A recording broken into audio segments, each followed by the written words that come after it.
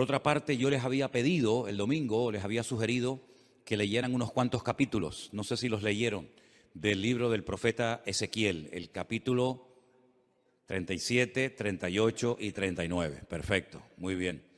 Veo que han hecho la tarea.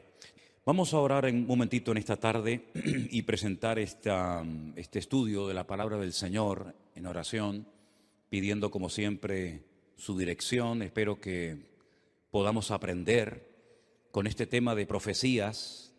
Hay que tener pues prudencia, porque aunque si bien es cierto que tenemos muchísimos detalles en la Biblia que nos informan acerca de los acontecimientos finales, hay cosas que como todavía no han sucedido, pues no podemos tal vez categóricamente afirmar que van a ser así, ¿verdad? Pero por lo menos tener una base y más o menos saber qué es lo que el Señor nos está tratando de enseñar en estos tiempos en los que estamos viviendo. Señor, te damos muchas gracias por esta oportunidad nueva que nos das de estudiar tu palabra. Te pedimos que nos des sabiduría para poder exponerla, para poder entenderla, y que tu Espíritu Santo sea el encargado de darnos la luz necesaria, la sabiduría necesaria para poder comprender estos mensajes tan importantes que tú has dejado en tu palabra para tu pueblo. Ayúdanos, Señor, y abre nuestro entendimiento. Te lo pedimos en el nombre precioso de Jesús. Amén y amén. Pedirles también, por favor, que vean la información que les he mandado en esta tarde al grupo de WhatsApp de la iglesia. Si alguien no está en el grupo, pero quiere recibir ese estudio, esa reflexión acerca de lo que representó en su día la fiesta de Purim, que se está celebrando en estos días nuevamente en Israel. Yo hace años ya di una explicación acerca de esos nombres, ¿verdad?, que aparecen a la derecha en las Biblias en hebreo y unas palabras a la izquierda, y cómo hay unas letras pequeñitas y unas letras grandes en comparación con otras, todo lo que eso representa. Y les mandé esta tarde ese artículo porque no tiene desperdicio, es muy interesante. Solamente unos pequeños detalles para despertar el interés, para que vean o para que lean, mejor dicho, ese documental o esa información. La fiesta de Purim se llevó a cabo en los días de la reina Esther, ¿verdad?, y del rey Asuero. En estos días se lee todo el libro de Esther, volviendo a recordar la historia de cómo Dios salvó del exterminio, de la destrucción a todo el pueblo de Israel. Veis que el enemigo siempre quería más y más, ¿verdad?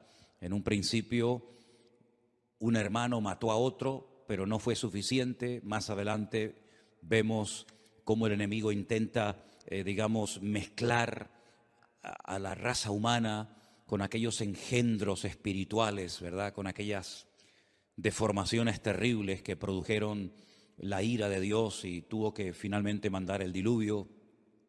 Vemos más adelante cómo el faraón no se conformaba con matar a uno, sino con matar a todos los niños. Pero en el libro de Esther lo que vemos es que el diablo quiso ir un paso más allá, y lo que puso en el corazón de un perverso llamado Amán era la exterminación, la aniquilación total del pueblo de Israel, incluido hombres, mujeres, niños, ancianos, etc. El Señor intervino de una forma milagrosa, y esa liberación, ese milagro se recuerda todos los años en una fiesta que, repito, se está celebrando en estos días y que se llama la fiesta de Purim. La palabra Purim viene de la palabra pur, que significa suerte. Purim es suertes, como se echó suerte sobre el pueblo de Israel, y el Señor, pues una vez más, protegió sobrenaturalmente a ese pueblo.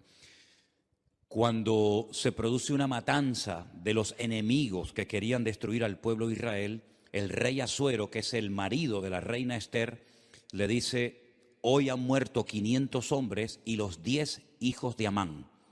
¿Tiene alguna petición más la reina? Y la reina, su esposa Esther, dice: quiero que mañana a los 10 hijos de Amán, que ya estaban muertos, los cuelguen en la horca.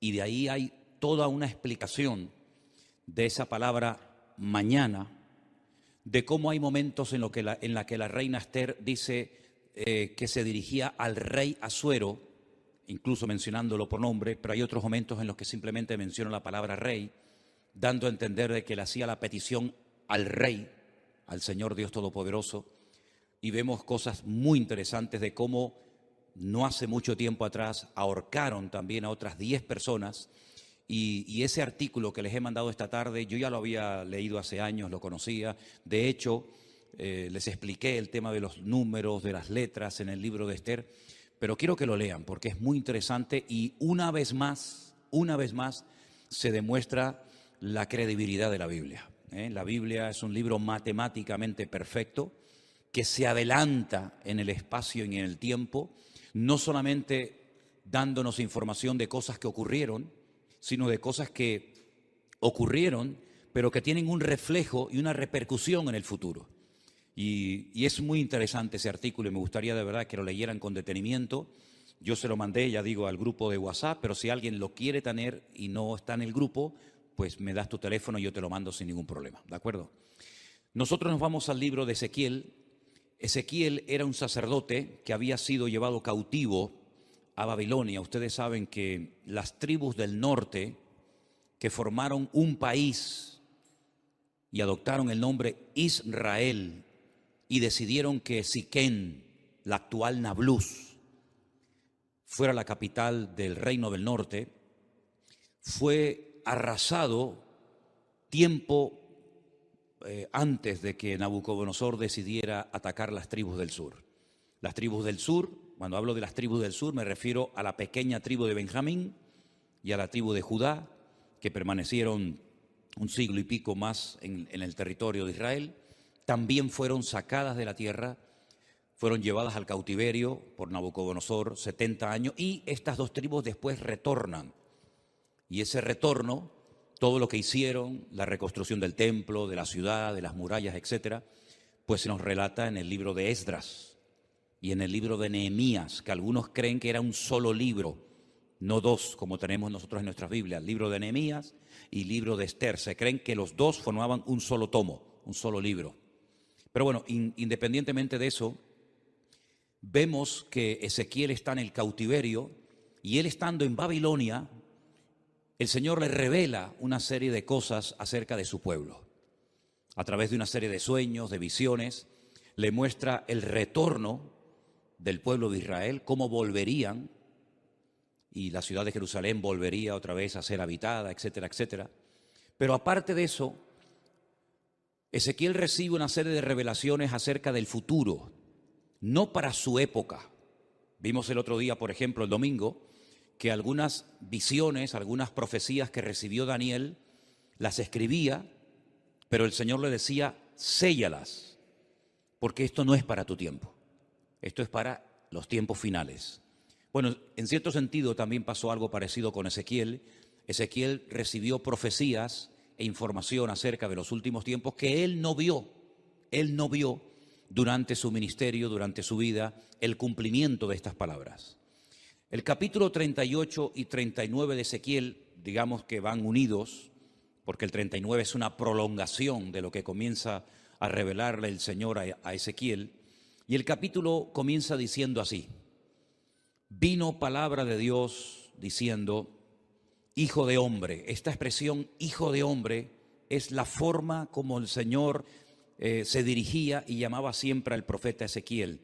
Pon tu rostro contra Got, en tierra de Magot, príncipe soberano de Mesec y Tubal, y profetiza contra él.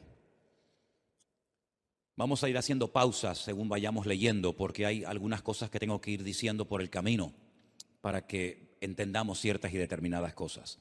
Estos nombres que aparecen aquí, Mesec y Tubal, ustedes los van a encontrar en el primer libro de la Biblia. No es la primera vez que aparecen, ni mucho menos.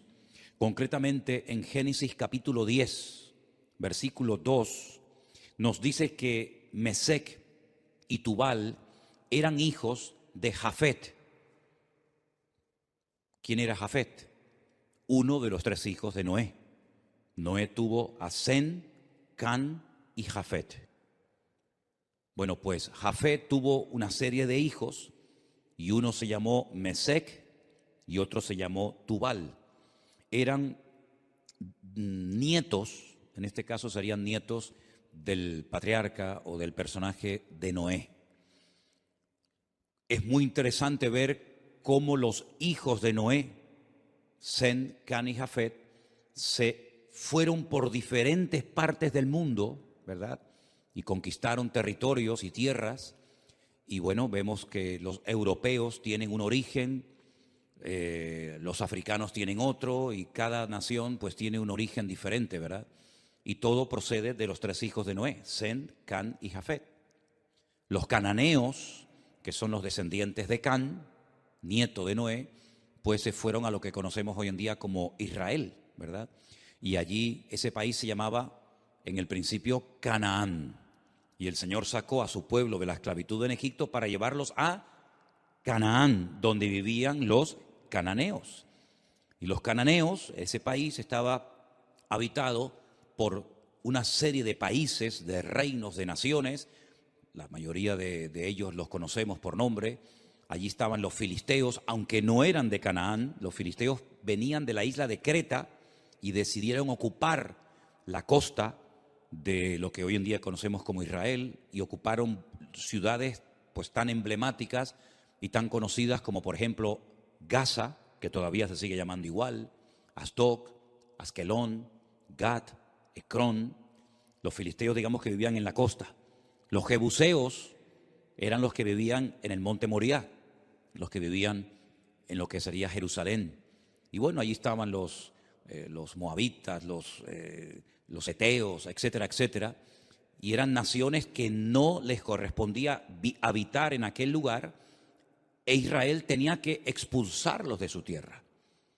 Ahora, en los últimos tiempos, la Biblia dice que se levantará un príncipe soberano, se levantará un hombre que se llama en el Antiguo Testamento, uno de los nombres que recibe es God, pero si uno analiza el Antiguo Testamento, nunca hubo un hombre que se llamó God. God es simplemente un nombre que se le da a un personaje político que en los últimos tiempos decidirá unilateralmente, aunque realmente detrás de todo esto, por supuesto, siempre está la mano de Dios, atacar al pueblo de Israel desde el norte. No es como Amalek, que venía del sur, o como los moabitas, que venían del este, sino que este enemigo atacará a Israel desde el norte, seguramente cruzará los famosos altos del Golán y llevará a cabo una batalla tremenda. Ahora, lo que no se ponen de acuerdo los comentaristas es cuándo se va a llevar a cabo esa batalla en el valle de Meguido, la famosa batalla de Armagedón, ¿sí? Algunos dicen que esa batalla se va a llevar a cabo antes de la venida del Señor Jesucristo. Pero también el libro del Apocalipsis, y después lo vamos a ver, nos dice que después del milenio, God se va a volver a levantar y va a intentar otra vez hacer la guerra contra el pueblo de Dios.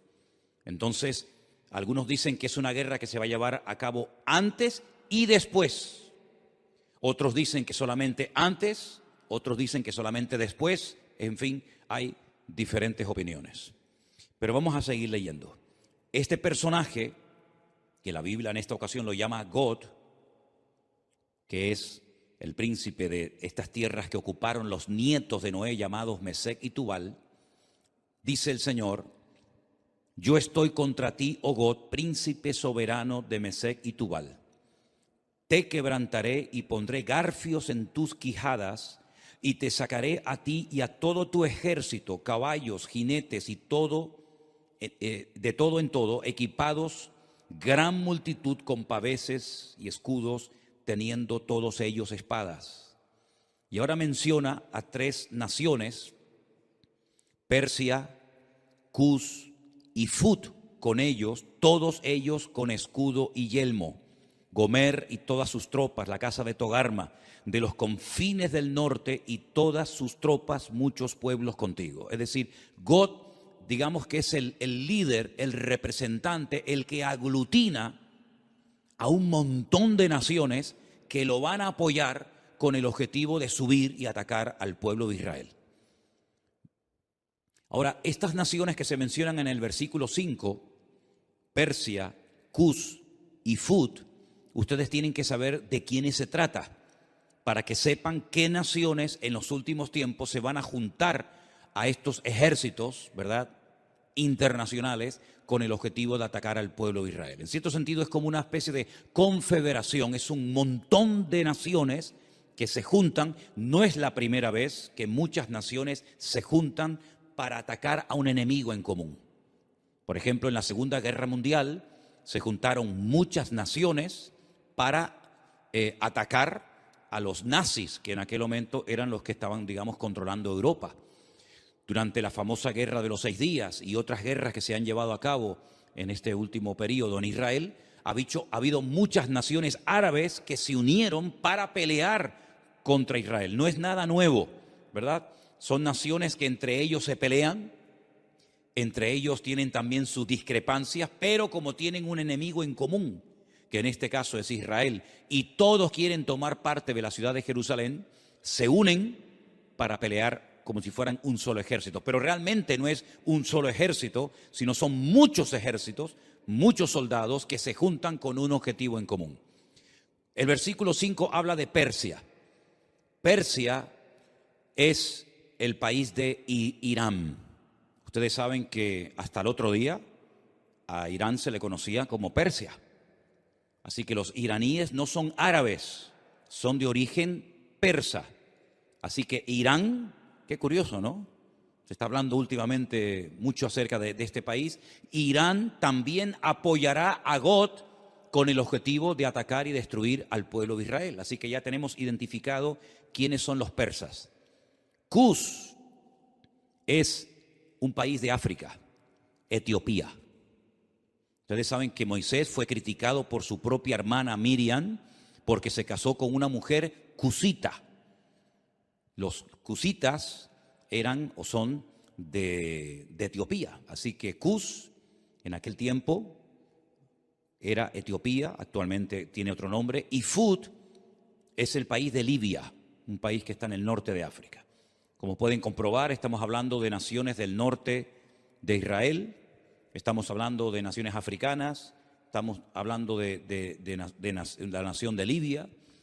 Y en los últimos tiempos vamos a ver cómo diferentes naciones, y ya lo estamos comenzando a ver, cada nación ya se está posicionando. Unos apoyan a un bando, otros apoyan a otro bando, y estamos viendo cómo se está reorganizando el mundo.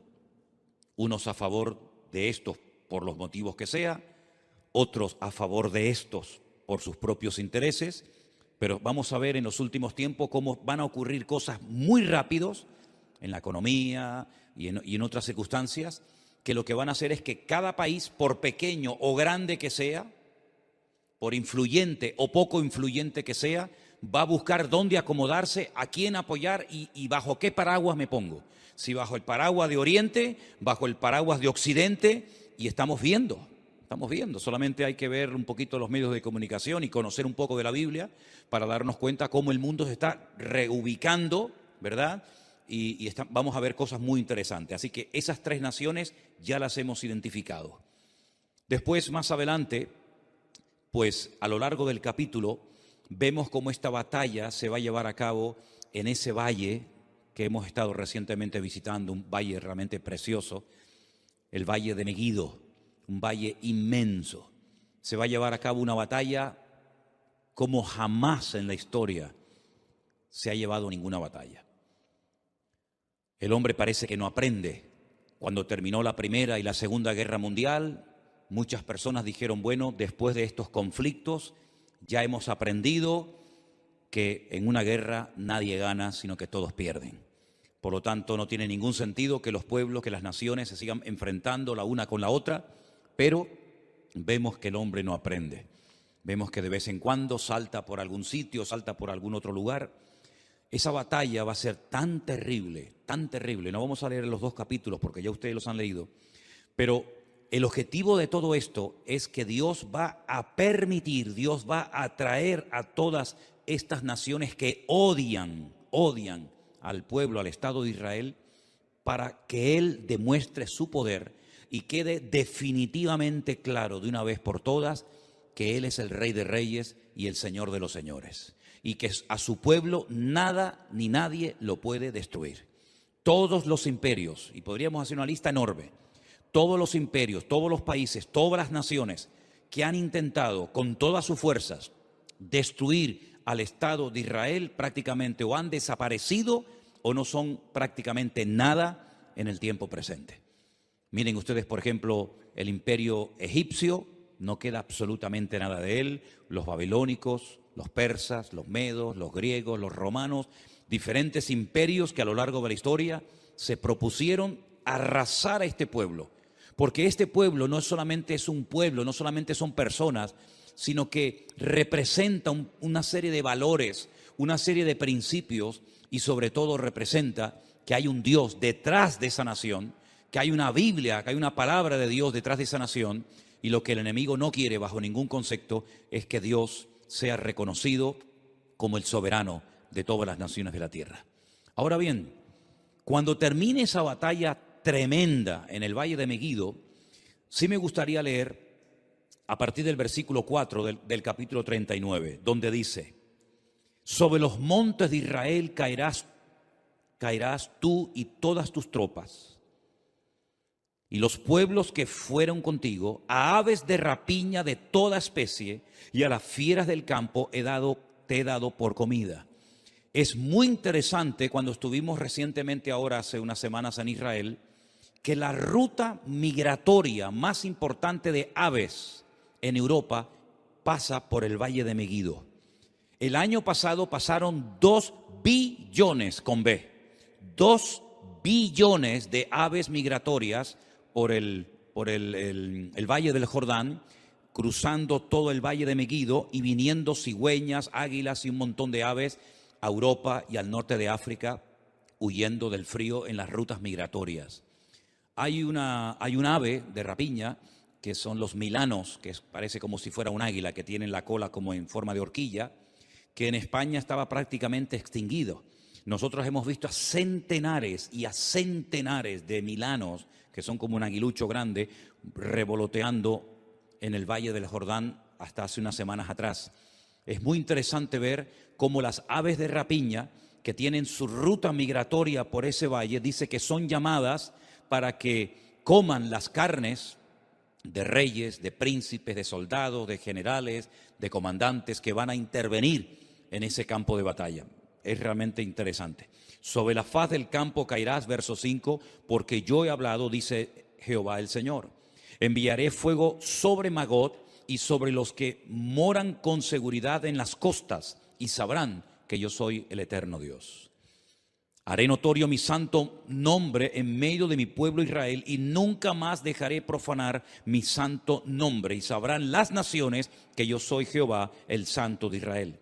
He aquí viene y se cumplirá, dice Jehová el Señor, este es el día del cual yo he hablado. Los moradores de las ciudades de Israel saldrán y encenderán y quemarán armas, escudos, paveses, arcos, saetas, dardos de mano y lanzas, y los quemarán en el fuego 7 años. Armamento que traerán esas naciones servirá de combustible durante 7 años después de que finalice la guerra. No traerán leña del campo ni cortarán de los árboles, sino quemarán las armas al fuego y despojarán a sus despojadores y robarán a los que les robaron, dice Jehová el Señor. En aquel tiempo yo daré a Gog lugar para sepultura allí en Israel. Es allí donde va a ser sepultado, donde va a ser enterrado este personaje, en el valle de los que pasan al oriente del mar, y obstruirá el paso a los transeúntes, pues allí enterrarán a Gog y a toda su multitud, y lo llamarán el valle de Amón Gog, que significa la multitud de Gog. Aquí habla de multitud, no especifica el número de esa multitud, pero el Apocalipsis sí nos da ese dato. Porque nosotros no solamente tenemos el Antiguo Testamento para saber las cosas que van a ocurrir, por dónde van a atacar, cuántos van a atacar, cuánto tiempo estarán enterrando cadáveres, etcétera, etcétera, sino que además tenemos la información tremenda del Nuevo Testamento, sobre todo las cartas de Pablo a los tesalonicenses, las cartas de Pedro, parte también de la epístola cortita de Judas y sobre todo el libro del Apocalipsis, donde nos da una información de millones y millones de soldados, 200 millones de soldados que subirán por toda esa cordillera, por esos valles, en dirección a Jerusalén. Pero allí muere este hombre, este personaje, y la casa de Israel los estará enterrando por 7 meses para limpiar la tierra. 7 meses todos los días enterrando muertos. Hermano, estamos hablando de multitudes, de millones de personas. ¿Cuánto se tarda en enterrar a la gente? Con una pala mecánica haces una zanja enorme y comienzas a echar cadáveres dentro. Pues 7 meses enterrando todos los días muertos. Y los enterrará todo el pueblo de la tierra. Y será para ellos célebre el día en el que yo sea glorificado, dice Jehová el Señor. Y tomarán hombres a jornal que vayan por el país con los que viajen para enterrar a los que queden sobre la faz de la tierra, a fin de limpiarla. Al cabo de 7 meses harán el reconocimiento. 7 años quemando el armamento, 7 meses enterrando cadáveres, y pasarán los que irán por el país, y el que vea los huesos de algún hombre pondrá junto a ellos una señal, hasta que los entierren los sepultureros en el valle de Amón-Got. También el nombre de la ciudad será Amona, y limpiarán la tierra. Y tú, hijo de hombre, así dice el Señor, di a las aves de toda especie. Les recuerdo, 2 billones de especies de aves pasaron el año pasado por ese valle. Di a las aves, a toda especie y a toda fiera del campo, juntaos y venid, reuníos de todas partes, a mi víctima que sacrifico para vosotros, un sacrificio grande sobre los montes de Israel, y comeréis carne y beberéis sangre. Y más adelante leemos en el verso 21, y pondré mi gloria entre las naciones, y todas las naciones verán mi juicio que habré hecho. Cuando termine esa batalla, al final de lo que llamamos o conocemos como el nombre de la gran tribulación, comenzará un período de 1000 años, que se conoce como el milenio o la era milenial del Mesías. Y dice Zacarías capítulo 14, y esto es literal, no hay que buscar una aplicación simbólica porque es literal. Y las naciones que hubieren sido salvas, no es que se hayan convertido, sino que se salvaron de la muerte en esta batalla tremenda, tendrán que subir todos los años a Jerusalén a celebrar la fiesta de los tabernáculos. Y la fiesta de los tabernáculos se suele celebrar generalmente entre los meses de septiembre y octubre. Y quiero que leamos literalmente el pasaje de Zacarías capítulo 14 para que vean un dato muy interesante que nos da este profeta acerca de esta batalla y acerca de las naciones que escaparán del juicio en este valle de Megiddo.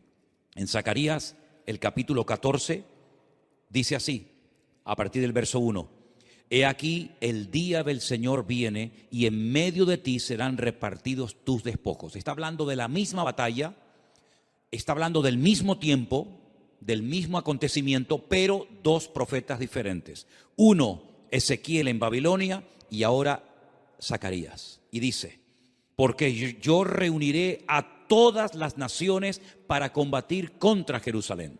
Aquí hay una información adicional a lo que nos viene diciendo Ezequiel. La ciudad será tomada y serán saqueadas las casas, violadas las mujeres, y la mitad de la ciudad irá en cautiverio, mas el resto del pueblo no será cortado de la ciudad. Después saldrá Jehová y peleará con aquellas naciones como peleó en el día de la batalla. Y ahora habla de la segunda venida del Mesías. Porque el Mesías, cuando nació cerca de este monte de los Olivos, en dirección hacia el sur, aproximadamente como a 7, 8 kilómetros al sur, en una pequeña localidad, en un pequeño pueblo llamado Belén, que pertenecía a Judea, Belén de Judea. Pero cuando dice aquí que se afirmarán en aquel día sus pies sobre el monte de los Olivos, aquí podemos ver que el Antiguo Testamento nos habla de su nacimiento en Belén de Judea y de su retorno, su segunda venida, poniendo los pies sobre el monte de los Olivos. Amén, hermanos, ¿lo ven claramente? Nace en Belén, retorna en el monte de los Olivos. Para que algunos digan que la Biblia no habla de 2 venidas, sino solamente de una. No, habla de 2 venidas. Una que ya se produjo cuando nace en Belén de Judea y otra cuando se afirman sus pies en aquel día sobre el monte de los olivos que está enfrente de Jerusalén, al oriente, al este, y el monte de los olivos se partirá por en medio hacia el oriente y hacia el occidente, haciendo un valle muy grande, y la mitad del monte se apartará hacia el norte y la otra mitad hacia el sur. Es decir, si se parte el valle y parte se va hacia el este, parte hacia el oeste y luego se ensancha, se separa el norte y el sur, quiere decir que en esa parte en la que hemos estado muchísimas veces se va a hacer un valle gigantesco, un valle enorme.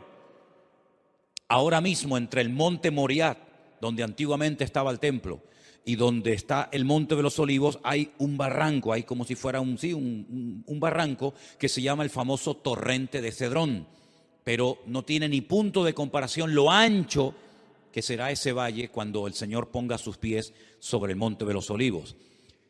La pregunta que a lo mejor algunos se hacen es: ¿qué interpretan los judíos cuando dice aquí y pondrá sus pies sobre el monte de los olivos y el monte de los olivos se partirá?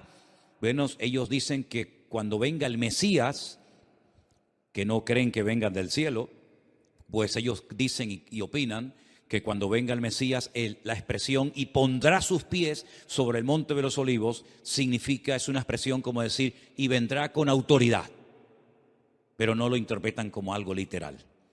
Entonces, si no interpretan una parte del texto como no literal, tampoco pueden interpretar la otra parte del texto como literal, pero en esta ocasión se equivocan.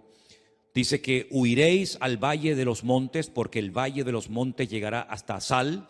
Huiréis de la manera que huisteis por causa del terremoto en los días de Usías, rey de Judá, y vendrá Jehová mi Dios y con él todos los santos. ¿Quién es el que viene? Jehová mi Dios. ¿Y viene acompañado de quién? Con todos sus santos. Esta es la segunda venida del Señor Jesucristo, donde todo ojo le verá, toda rodilla se doblará y toda lengua confesará que Él es el Señor, para gloria de Dios Padre. ¿Se dan cuenta cómo Él viene, pero no viene solo? Ya la iglesia ya ha sido arrebatada, ya fue llevada con Él, y cuando Él retorna en su segunda venida, su iglesia no está en la tierra, sino que su iglesia viene con Él en las nubes. Y acontecerá que en ese día no habrá luz clara ni oscura. Acontecerá que no habrá luz clara ni oscura. Qué cosa tan rara, ¿verdad? Será un día el cual es conocido de Jehová, del Señor, que no será ni de día ni de noche. No nos hacemos ni la más remota idea cómo puede ser, porque en nuestra mente no cabe, o es de día o es de noche. Pero dice, no va a ser ni de día ni de noche. ¿Y cómo será ese día? Solamente Él lo conoce. Pero sucederá que al caer la tarde habrá luz. Al caer la tarde, cuando se oculta el sol, es cuando ya se hace la noche. Pero aquí es al revés. Cuando llega la tarde, es cuando hay luz. Qué cosas tan interesantes, qué cambios, ¿no? Qué cambios tan tremendos va a haber.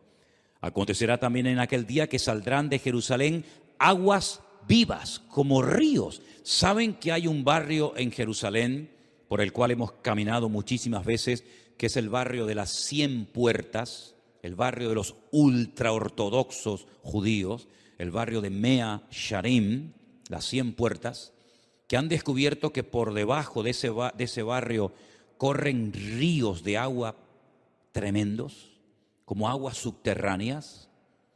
Tal vez cuando se produzca ese terremoto tremendo, al poner sus pies sobre el monte de los olivos, esas aguas broten, salgan hacia arriba, y dicen que la mitad de esas aguas irán hacia el mar oriental y la otra mitad hacia el mar occidental, en verano y en invierno. Israel es el único país que tiene 4 mares, 2 internos y 2 externos. Tiene un mar que realmente es un lago, pero lo llaman el lago o el mar de Genesaret al norte. Más hacia el sur está el mar Muerto, que es mucho más grande que el mar de Galilea. Luego al oeste está el Mare Nostrum, el mar Mediterráneo, que según como se mire, ahí termina o ahí empieza el mar Mediterráneo y llega hasta el Peñón de Gibraltar. Y luego al sur, ¿verdad?, está el Mar Rojo o el Mar de los Juncos, porque tiene un color rojizo por unas hierbas que hay allí. Como hay otro mar que se llama el Mar Negro, por unas algas que hace que parezca que el agua está negra, ¿verdad? Y dice que hay aguas de Jerusalén que llegarán y entrarán en el mar Mediterráneo, y otra parte de las aguas entrarán en el Mar Muerto, y Jehová será rey sobre toda la tierra, y en aquel día Jehová será uno, y uno su nombre, ¿verdad? No se le va a llamar de diferentes maneras, sino que uno será su nombre, tendrá un solo nombre.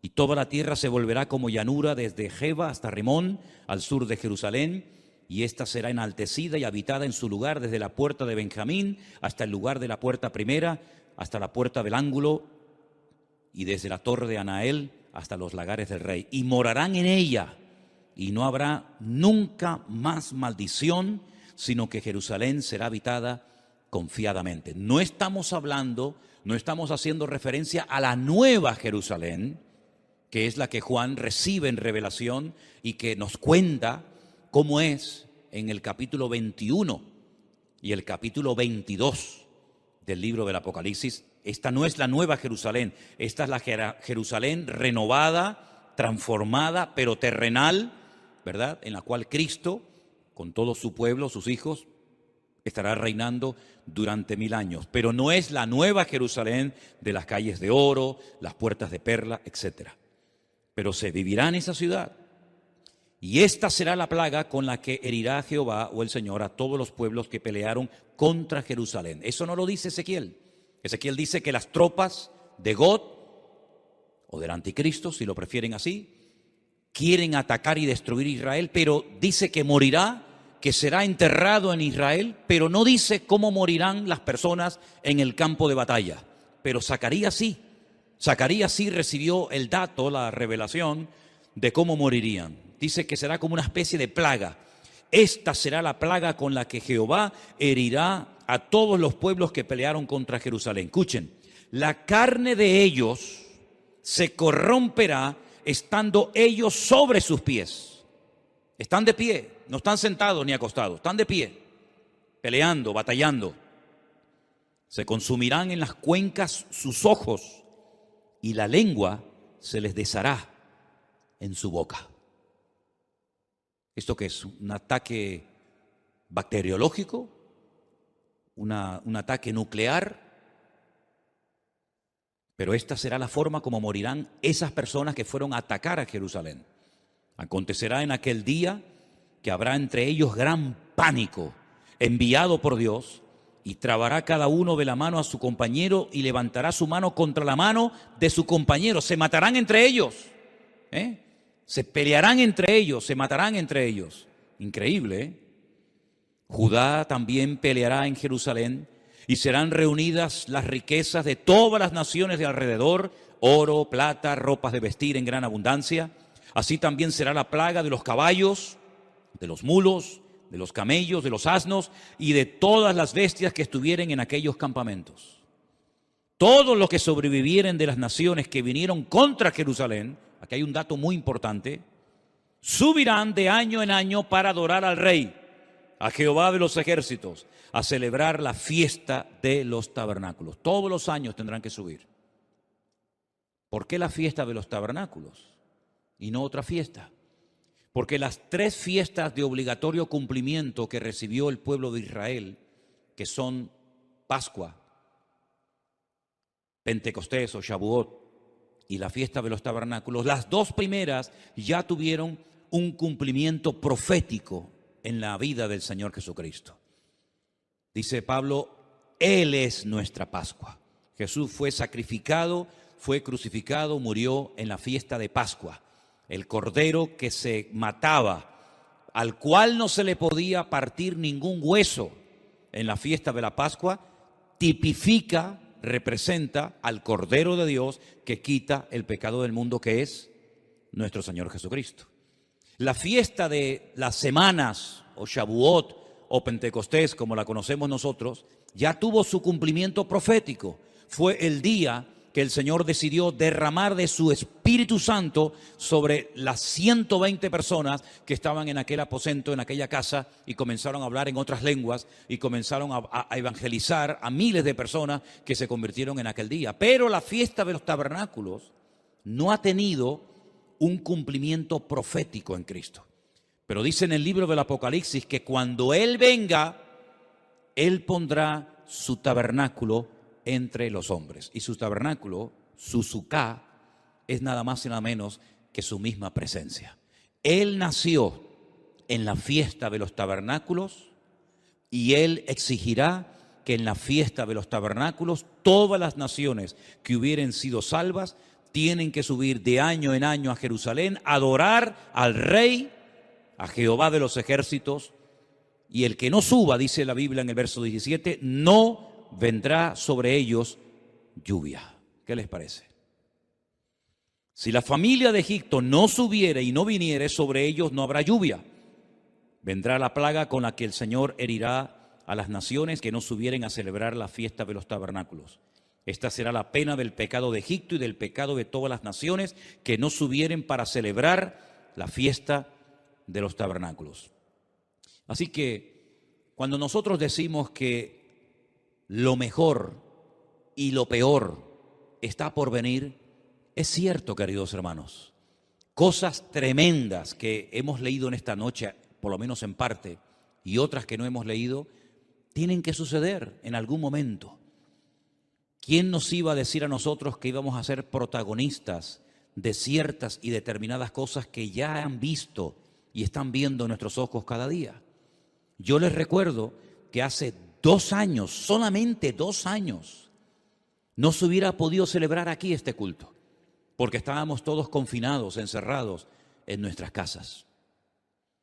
Y esa experiencia, que para algunos era una locura y un disparate, que todas las naciones de la tierra, que todos los cristianos del mundo, que todas las iglesias, igual da de la denominación a la que sean, tendrían que cerrar las puertas durante algunas semanas o meses, ya en nosotros es un hecho que ya sabemos que pasó, porque también lo vivimos en carne propia. ¿Y quién nos iba a decir a nosotros lo que estamos viendo en televisión en estos días? ¿Verdad? Parece como decir, ¿pero qué es lo que ha pasado? Si hasta el otro día todo estaba tranquilo y todo estaba bien y ahora se ha disparado el precio de esto y el precio de lo otro y nadie sabe lo que tiene que hacer y nadie sabe lo que va a pasar dentro de media hora y nadie sabe si se va a quedar aquí o va a decir, bueno, vamos también a ir a por el vecino de enfrente. Nadie sabe absolutamente nada. Hay un temor, ¿verdad? Hay una inseguridad y dice la Biblia que en los últimos tiempos habría angustia en las gentes, habría temor, habría miedo, pero en nosotros los cristianos, los que hemos creído, no pueden aflorar, no pueden manifestarse esas actitudes, sino más bien todo lo contrario. Dice, erguíos y levantad vuestras cabezas, porque vuestra redención está a las puertas. Y todo esto es la señal de que todo lo que está escrito en la palabra, que hemos leído y predicado durante años y años, pues llegará el momento que, si el Señor lo permite, lo vamos a poder contemplar y lo vamos a poder mirar con nuestros propios ojos. ¿Cuál debería ser entonces la postura de nosotros hoy en día ante lo que está ocurriendo y lo que va a venir, que es muchísimo peor que lo que estamos comenzando a ver? Bueno, pues yo quisiera recordarles que en esta mañana, no sé si lo vieron, en el devocional yo leía una porción que Pablo escribió a los hermanos de la iglesia de los Filipenses, y quiero volver a leer el pasaje que yo en esta mañana les leía, porque aquí encontramos instrucciones acerca de cómo tenemos que comportarnos y actuar en este tiempo final. Filipenses capítulo 4, versículo 4 dice, regocijaos en el Señor siempre. Dígalo conmigo, regocijaos en el Señor siempre. No solamente cuando hay dinero y abundancia de trabajo y salud y juventud no, siempre. Ahora, si uno se pregunta en qué momento de la vida se encontraba el autor de esta carta, de estas palabras, pues humanamente hablando, en el peor momento de su vida. Ya era una persona avanzada en edad, una persona que había sufrido muchísimo por la causa del Evangelio y estaba preso en Roma, probablemente a punto de morir.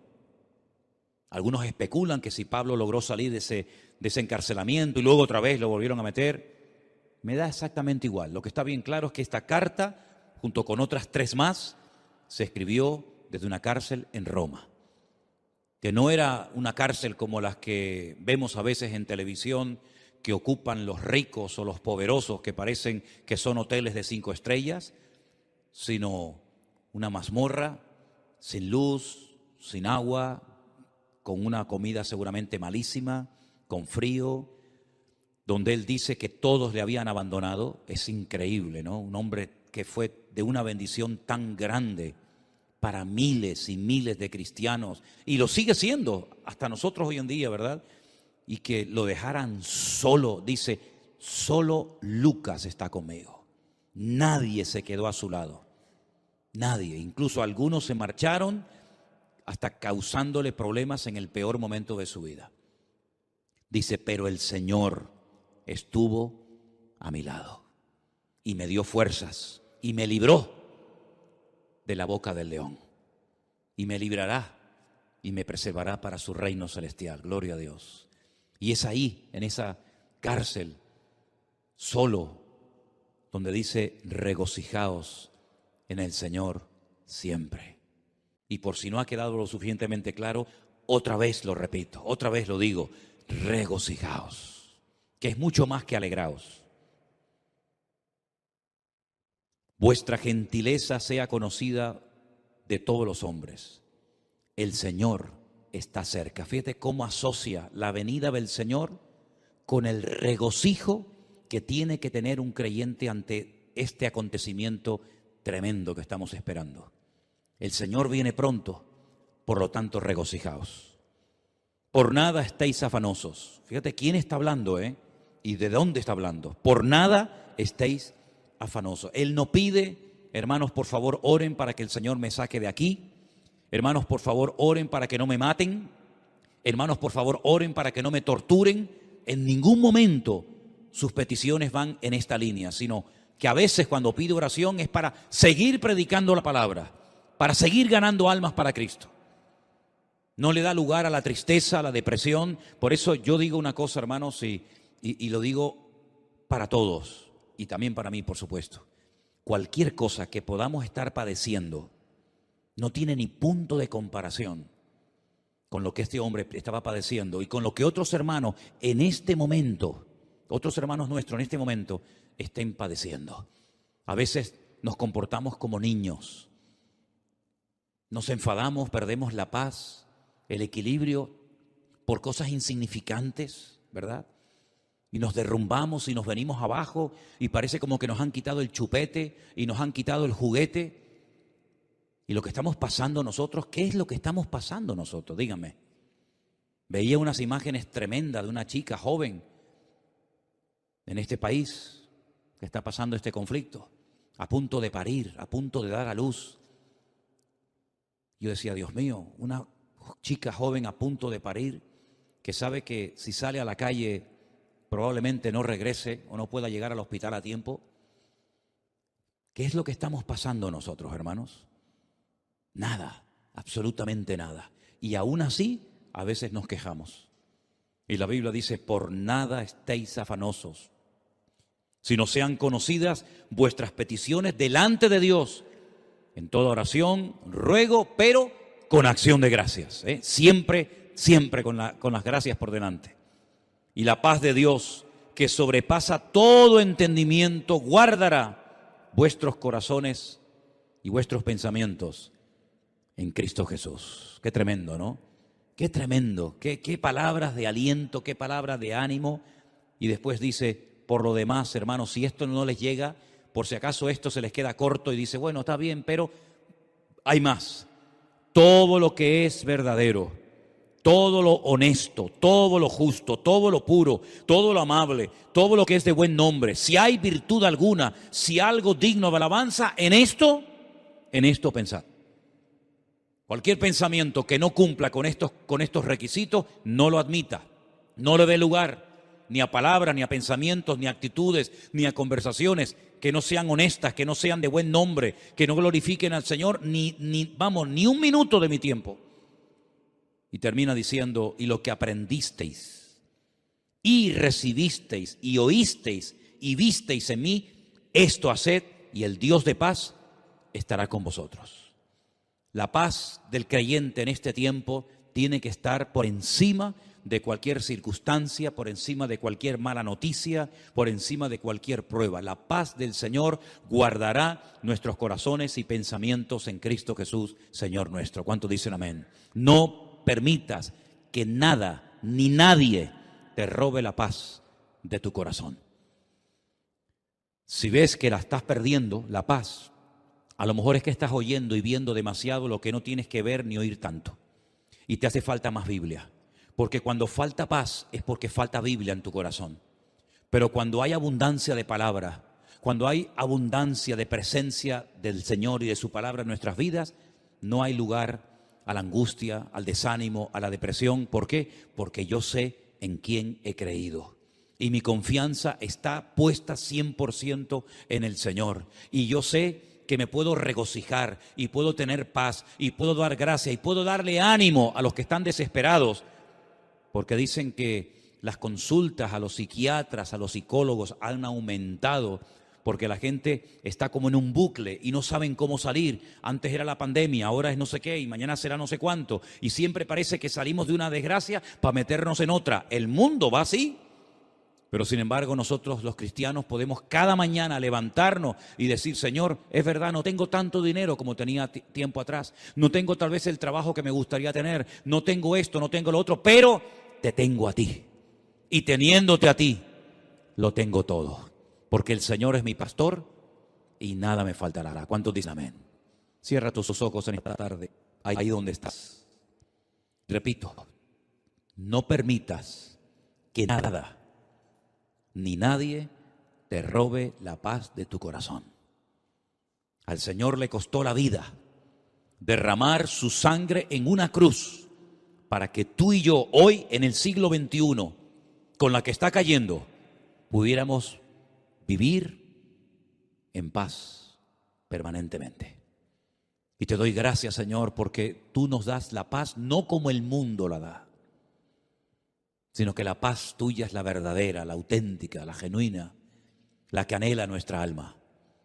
Y en esta tarde, Señor, te damos gracias porque tú nos informas, tú nos adviertes, tú nos hablas claramente acerca de los acontecimientos finales, pero también nos enseñas y nos dices cómo tenemos que comportarnos en estos tiempos difíciles. Para que marquemos una diferencia y le demostremos al mundo que no te tiene, que se puede tener paz en medio de la tormenta. Y podemos confiar en nuestro Dios, porque sabemos que todo esto es el cumplimiento de lo que los santos varones y profetas de Dios hablaron hace años, hace siglos. Señor, manténnos firmes en tu palabra, sin retroceder, sin tambalearnos, cada día más firmes, más seguros, sabiendo que tú estás con nosotros y que nada ni nadie nos podrá separar de tu presencia. Gracias te doy, Señor, en esta tarde por tu preciosa y bendita palabra. La atesoramos, la guardamos en nuestros corazones y te daremos a ti siempre toda la gloria y la honra. En el nombre de Jesús. Amén.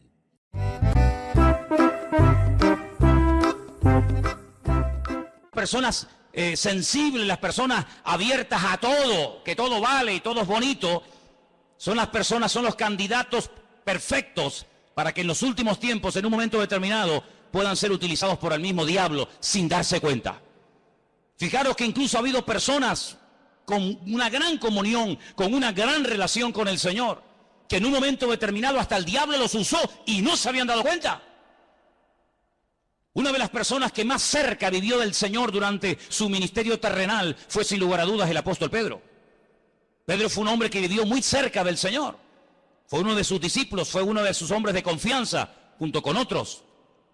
La Biblia nos enseña que cuando Jesús comenzó a abrir su corazón y a dar unas pinceladas acerca del horizonte profético, acerca de lo que iba a venir, el apóstol Pedro, confundiendo esa sensibilidad o ese deseo de que no vengan cosas malas, entre comillas, le anima y le aconseja al Señor de que no vaya a Jerusalén y que no se deje matar. Y él piensa que está haciendo algo bueno, diciéndole, no subas, Señor. ¿Por qué te tienes que ir a Jerusalén a exponerte a la muerte? Y el Señor Jesucristo dice que lo reprendió. Y es a la única persona que el Señor le dice en esta tierra, apártate de mí, Satanás, porque no pones la mira en lo de arriba, sino en lo de abajo. Y esa es una de las características de las personas que no han madurado, que no han crecido, que no han echado raíces profundas en el Señor, que siempre están mirando como la gallina hacia abajo, hacia lo que hay o hacia lo que no hay, hacia lo que nos dicen o nos dejan de decir, hacia lo que tenemos o no tenemos. Sin embargo, el hombre espiritual, el apóstol Pablo lo describe como un hombre que está en las alturas, sentado en los lugares celestiales con Cristo Jesús, y no mira de abajo hacia arriba, sino de arriba hacia abajo. Eso fue lo que el Señor le enseñó a Abraham, cuando le decía sal y mira. Ese término sal y mira significa mirar de arriba hacia abajo. Y eso es lo que el Señor quiere que tengamos en nuestra vida, una visión distinta, una visión diferente, una interpretación diferente de las circunstancias que nos están rodeando. Que nos demos cuenta de que detrás de a veces de alguna ley que se aprueba o que no se aprueba, detrás de ciertas y determinadas circunstancias o situaciones, no es el hombre el que está actuando independientemente, sino que estamos en lucha contra principados, contra potestades, contra gobernadores de las tinieblas, contra huestes espirituales de maldad en las regiones celestes. Que no hay una persona más favorita para el diablo que un político dejarse utilizar por las manos del diablo. Porque una persona con autoridad política o económica puede llevar a un país a un nivel de bendición y de prosperidad sin precedentes en la historia. Pero una persona que se deje utilizar por el diablo puede llevar a un país a la ruina. Y ha habido centenares de casos, y aquí en Europa ni te cuento, centenares de casos de políticos con un poder ilimitado que llevaron al continente europeo casi a la bancarrota y a la ruina, donde millones y millones de personas inocentes terminaron dando su vida por una causa absurda y ridícula que no iba a durar 1000 años, ni siquiera unos pocos años duró. Por lo tanto, amados hermanos, dice la Biblia que en los últimos tiempos el enemigo intentará seducir, incluso dice que algunos, por haberse enfriado, por haberse apartado de la verdad, escucharán a espíritus demoníacos, espíritus engañadores, por tener cauterizada la conciencia. Hay gente que es muy sensible a lo que nunca tenían que ser sensibles, y muy duros a las cosas que no tenían que ser duros. Y hermano, tienes que plantearte esto delante del Señor seriamente. ¿A qué eres tú sensible? ¿A lo que me dicen? ¿A lo que no me dicen? ¿A lo que me hablan? ¿A lo que no me hablan? ¿Si vino? ¿Si no vino? ¿Si me llamó? ¿Si me saludó? No hay que ser sensibles a las tonterías. Hay que ser sensibles a la voz de Dios. El que tiene oídos para oír, oiga lo que el Espíritu Santo le dice a la iglesia. Hay que ser duros como piedras a las cosas de la carne, a cosas que ni me van ni me vienen. Pero hay que ser tremendamente sensibles y abiertos a la voz del Espíritu Santo hablando a la iglesia, porque como nunca antes en la historia, el Señor le está hablando a la iglesia en estos últimos tiempos. ¿Cuántos dicen amén? Y hay del creyente que no oiga a Dios. ¿Es que acaso Dios se ha quedado mudo? ¿Es que acaso el Señor no tiene nada que decir hoy en día al pueblo de Dios, cuando nunca en la historia han ocurrido cosas y están a punto de ocurrir otras tremendas? Cuando el mismo Señor Jesucristo le dijo a sus discípulos, os conviene que yo me vaya. Pero ¿qué actitud estáis desarrollando? ¿Pero qué os ocurre? ¿Por qué estáis tristes? Como si os fuera a dejar solos o huérfanos. ¿Pero qué estáis diciendo? Estáis fomentando, os estáis realimentando con una actitud de pobrecitos que nos quedamos solos. Eso no es de Dios. Eso no es de Dios, esa actitud. Os conviene que yo me vaya, aunque no lo entiendan, porque si yo no me voy, cosas nuevas no pueden venir. Se produciría en vuestra vida una dependencia casi diríamos que enfermiza, en el sentido de que no seríais capaces ni ir ni de aquí a la esquina. Pero tenéis que aprender a vivir, entre comillas, solos, enfrentaros a los problemas solos. organizar vuestro tiempo libre, tenéis que comenzar a desarrollar un nuevo estilo de vida. Y sobre todas las cosas, cuando yo me vaya, yo a la diestra del Padre le rogaré a mi Padre para que os envíe al Consolador, para que esté con vosotros para siempre. Yo no puedo estar de momento con vosotros para siempre, pero cuando Él venga, y la pregunta es, ¿vino o no vino? ¿Vino el Consolador? ¿Vino el Espíritu Santo a la iglesia, a este mundo, sí o no? Pues dice, Él tomará de lo mío y Él os lo hará saber. Las cosas que han de venir, Él te las va a susurrar al oído, porque dice la Biblia que las cosas ocultas, pues ahí están ocultas, pero las cosas reveladas son para nosotros, sus siervos, los que creemos en Él y le honramos con todo el corazón. ¿Cuántos dicen amén? Así que para nosotros la Biblia no es como para el mundo un libro más, papel y tinta, muy interesante, sino que para nosotros la Biblia es un libro vivo a través del cual Dios nos habla, pero esta palabra, esta letra negra en hojas blancas, tiene que cobrar vida cuando viene el Espíritu que la inspiró. Y entonces Él nos recuerda las cosas, Él nos ilumina el camino, Él toma de Cristo y lo glorifica en nuestra vida. A eso tenemos que ser sensibles. Pero si entramos en un círculo de religiosidad, si no hay una renovación espiritual, si no hay un crecimiento, si hay una vida rutinaria, monótona, tú no te vas a enterar de nada. Pero dice la palabra del Señor que no solamente tenemos que acordarnos de su palabra, fijaros en el versículo 4, dice, acordaos de la ley de Moisés. En otras palabras, hay que echar un ojo al pasado, a lo que se dijo, a lo que se escribió, a lo que se profetizó, a lo que se reveló, pero también dice en el versículo 5, pero yo os envío al profeta Elías. Es decir, con un ojo miramos atrás a lo escrito y con un ojo miramos adelante a lo que está a punto de cumplirse. Hay gente que solamente mira atrás, hay gente que solamente mira al pasado. Incluso algunos cuando van a dar algún testimonio, te cuentan un testimonio de hace 10 años. Que está bien, gloria a Dios, lo que el Señor hizo en tu vida hace 10 años. Me parece muy bonito. Pero ¿y hoy? ¿Hoy? ¿Tienes algo nuevo que contar? O cuando te pida un testimonio vas a subir aquí y me vas a contar cómo te convertiste y cómo Dios te sanó y cómo Dios te liberó hace 40 años. Y ahora ya tienes 40 años más y no hay novedad, no hay renuevo en tu vida. No, mirar atrás a lo que se escribió, mirar a mi siervo, mirar a las profecías, pero no se olviden que también hay que mirar adelante, a lo que viene. ¿Cuántos dicen amén? Y nosotros vamos a ser una generación que vamos a ver cosas que ninguna generación de la historia vio. Porque la Biblia dice que las cosas que ninguno vio, las cosas que ninguno oyó, son las que las verán y las experimentarán aquellas personas que aman al Señor. ¿Pero en qué estás metido tú? ¿Estudias la palabra? ¿Le preguntas cosas al Señor? ¿Le pides detalles? ¿Le pides información al Señor? Hermanos, cuando se captura a un soldado enemigo, se le interroga, se le saca información. ¿Dónde están los aviones? Dime, ¿dónde están las tropas? ¿Por dónde van a atacar? ¿Cuántos sois? ¿Cómo se llaman vuestros generales? ¿Qué planes tenéis? ¿Qué proyectos tenéis? ¿Qué día pensabais atacar? ¿Por tierra, por mar, por aire? Se le saca información. Nosotros tenemos la mejor fuente de información que jamás ser humano podría tener en esta vida, y es la fuente genuina, la fuente verdadera, y es la fuente de nuestro Dios, el que nos revela la verdad, el que nos muestra el camino. Lámpara es a mis pies tu palabra y lumbrera mi camino. Dice que es como una antorcha que alumbra en medio de las tinieblas, para que aquel día no os sorprenda como ladrón en la noche. Nosotros podemos saber quién será y quién no será el anticristo, hasta cómo se va a llamar, y cómo va a ser, y cómo va a hablar, y dónde va a vivir, y qué va a hacer, y dónde va a morir. Lo sabemos nosotros. ¿Por qué? Porque miramos a lo escrito, pero también miramos con suma cautela al futuro, porque sabemos que lo que se escribió se va a cumplir sí o sí en nuestros tiempos. ¿Cuántos dicen amén?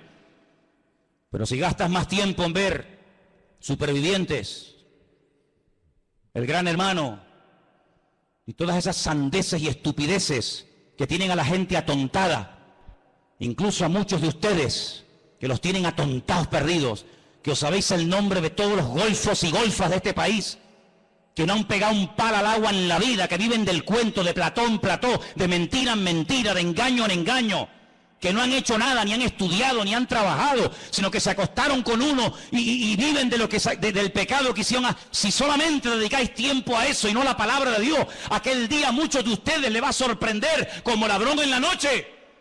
Pero el Señor dijo, ustedes no pueden ser así. Ustedes tienen que estar velando y orando para que el diablo no os sorprenda y para que no os quedéis sin aceite, sino que viváis renovados.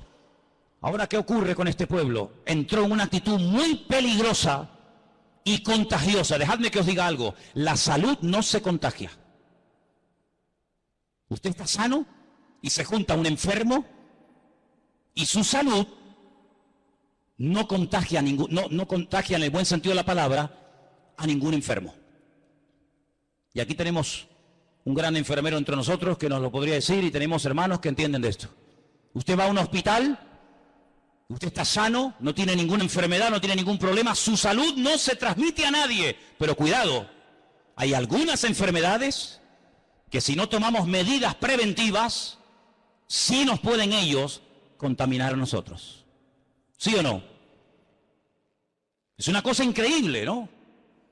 Como una manzana podrida puede afectar a todo un saco y no todo un saco a una sola. Es increíble, pero es así. Pero Dios nos habla a través de lo natural para que entendamos cómo funciona también el mundo espiritual. Ahora fíjense qué curioso, esta gente entró en una actitud de queja. Y la queja es el cáncer del espíritu que mata la fe del pueblo de Dios.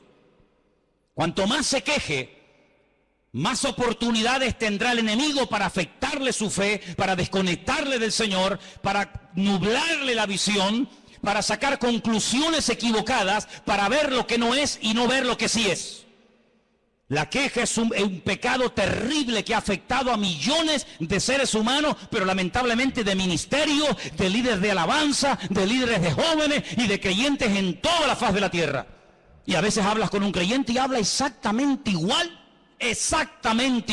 que un inconverso, menos cuando entra al culto, que parece que se transforma y comienza en ese tiempito a comportarse como un cristiano, pero lo sacas del ambientillo y habla igual, se comporta igual, actúa igual, piensa igual, sus metas son exactamente iguales. ¿Por qué? Porque ha habido un cambio tal vez exterior, pero no ha habido un cambio, una transformación en lo más profundo de su corazón. Y quiero leerles un versículo en esta tarde que se encuentra en el libro de los Hechos. El libro de los Hechos, había apuntado por aquí, un versículo muy interesante. Cuando Pedro está predicando su primer mensaje en el día de Pentecostés, en Hechos capítulo 2. Hechos capítulo 2.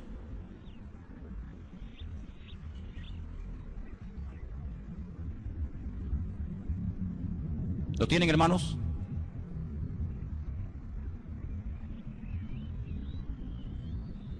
En Hechos capítulo 2 el apóstol Pedro se pone de pie y le dice a los creyentes que estaban en aquel lugar: ustedes lo que tienen que hacer es un cambio de actitud ya.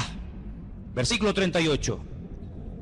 Pedro les dijo: arrepentíos y bautícese cada uno de vosotros en el nombre del Señor Jesús para el perdón de vuestros pecados y recibiréis el don del Espíritu Santo. El apóstol Pedro llama a aquellos judíos que han subido a Jerusalén a celebrar las fiestas, en este caso la fiesta de Pentecostés o de Shavuot, los llama al arrepentimiento. Ahora, no había subido una multitud de paganos, de idólatras de todas las naciones de la tierra para ir al templo de Jerusalén a adorar al Dios vivo, no. Habían subido multitudes, miles y miles de personas, familias enteras, habían ido a Jerusalén para adorar al Dios vivo, luego eran creyentes. No eran paganos, no eran idólatras, eran personas que viajaban de España, de Italia, de Grecia, de Babilonia, de Irán, de África, de todas partes del mundo, días, semanas enteras para ir a Jerusalén a adorar a Dios. Y a esas multitudes que iban cargados con sus ofrendas, con sus diezmos, a esas multitudes Pedro les dice: arrepentíos. En otras palabras, no solamente el arrepentimiento es para el inconverso, para el que practica la idolatría, para el que practica el pecado, sino que también el arrepentimiento, el cambio de vida, también es para el creyente y para el Hijo de Dios. ¿Cuántos dicen amén? Cada día tenemos que arrepentirnos de algo. Tenemos que arrepentirnos cada día siempre de algo, siempre y cuando te mires al espejo del Señor. Claro, si te miras en el espejo de otro que vive peor que tú eres un fuera serie. Pero si nos ponemos delante de la presencia del Señor, cada día nos damos cuenta de que hay algo en lo que tenemos que cambiar. Algo que tenemos que dejar atrás, una renovación, una transformación. Y por eso Pedro los llama al arrepentimiento. Por eso Pedro los confronta. Y más adelante, si siguiéramos leyendo su mensaje, dice que le dice a la multitud que el Señor está como retenido en el cielo hasta el tiempo de la restauración de todas las cosas. Y ahora, volviendo a Malaquías, nos encontramos que el Señor les dice al pueblo: cuando yo envíe a mi siervo a predicarles, dice en el versículo 2, vosotros los que teméis mi nombre, nacerá el sol de justicia, en sus alas traerá salvación. Esa palabra es la palabra marpé, que viene de un verbo hebreo que es rafá, que significa curación o sanidad. Así que realmente, más que salvación, porque la salvación no la tiene que traer el Señor porque ya está aquí, ya hemos sido salvos por medio de la fe, dice la Biblia, pero cuando el Señor viene, dice que viene a traer sanidad, viene a traer restauración. Y hay muchas personas que han nacido de nuevo, digamos que son salvas, pero están enfermas. Están enfermos en su alma. Por eso no pueden alabar a Dios, aunque sean cristianos. No pueden alabar a Dios, porque su alma está encarcelada. Y esa es una sensación que David experimentó un tiempo de su vida, no siempre, pero un tiempo de su vida. Él llegó a escribir en uno de sus muchos salmos: Señor, saca mi alma de la cárcel para que pueda alabar tu nombre. El rey David, el dulce cantor de Israel, el hombre más cerca del corazón de Dios, le pide a Dios: saca mi alma de la cárcel porque no te puedo alabar. Devuélveme el gozo de la salvación, que lo tuve pero lo he perdido. Renueva en mí un espíritu noble, un espíritu recto. Y cuando hagas esa obra transformadora en mi vida, cuando restaures mi alma, entonces los inconversos te conocerán y podré publicar las virtudes de aquel Dios que me llamó y me transformó.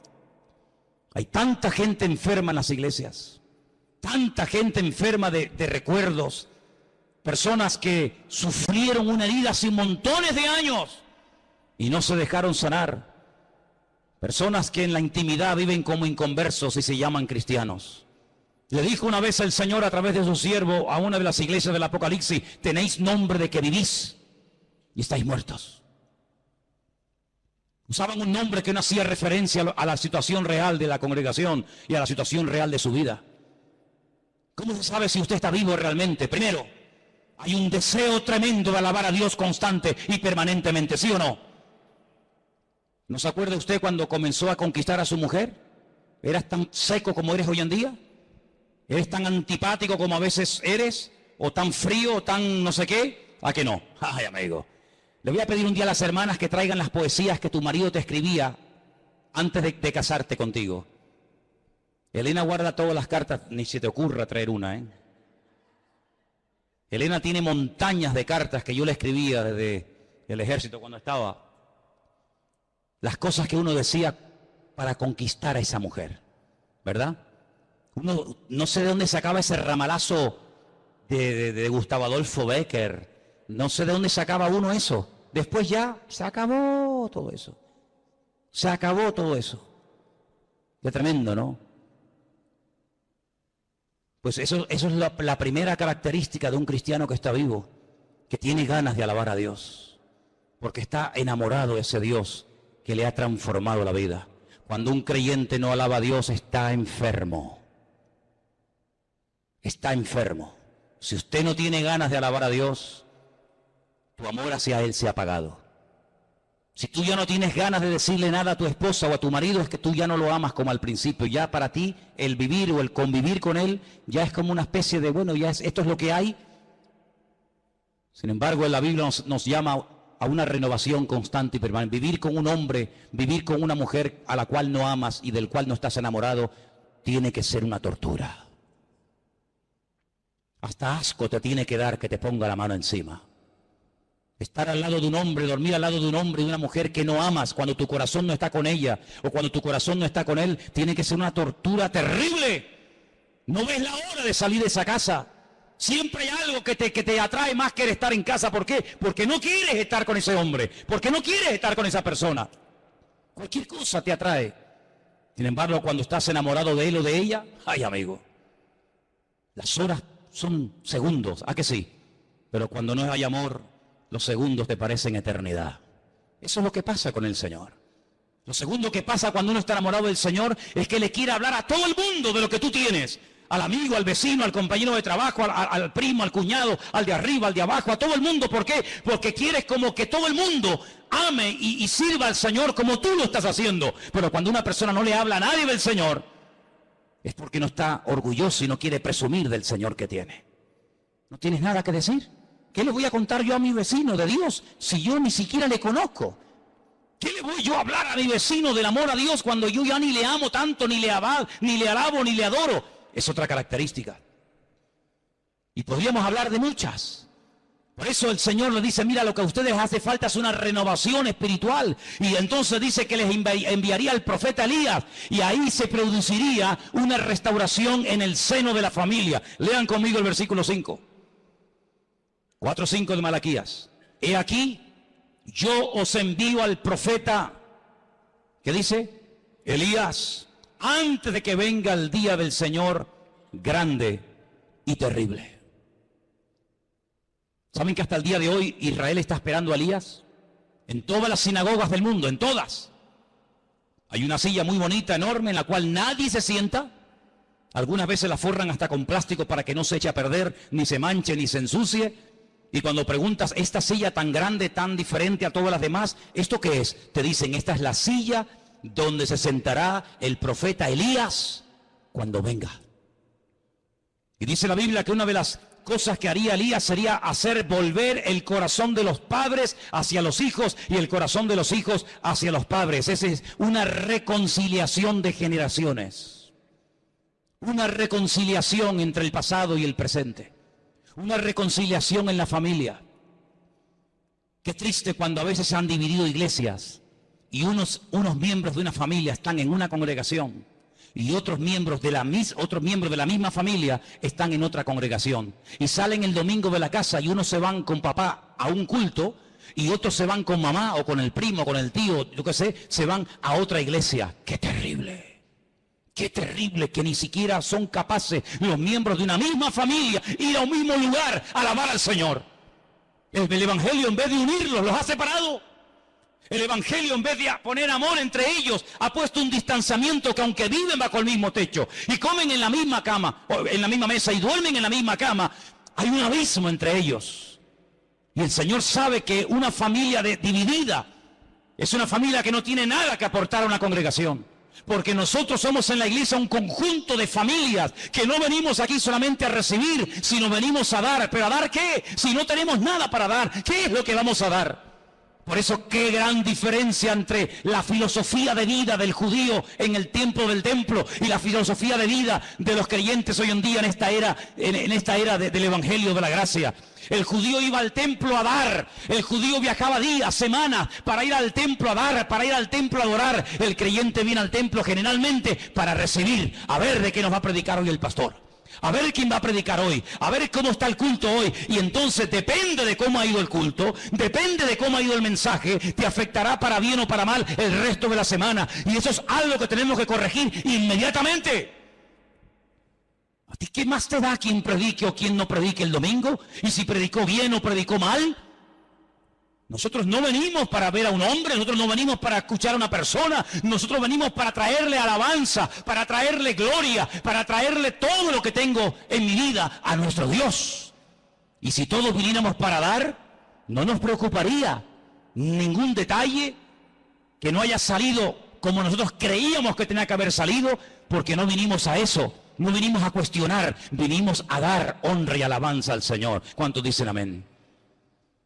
Algunos dirán, bueno, esto que vas a decir ahora no es aplicable. Ya vas a ver que sí, es muy aplicable. El Señor un día se paró, dice, para ver cómo la gente venía al templo a ofrendar.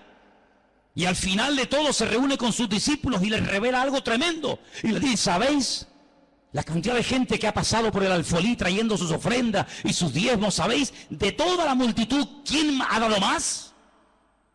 Los discípulos no contestaron, tal vez tuvieron miedo de dar una respuesta equivocada. El Señor le dijo, esta mujer. Esta, la viuda, que ni siquiera la Biblia nos dice cómo se llamaba, esta es la que más ha dado.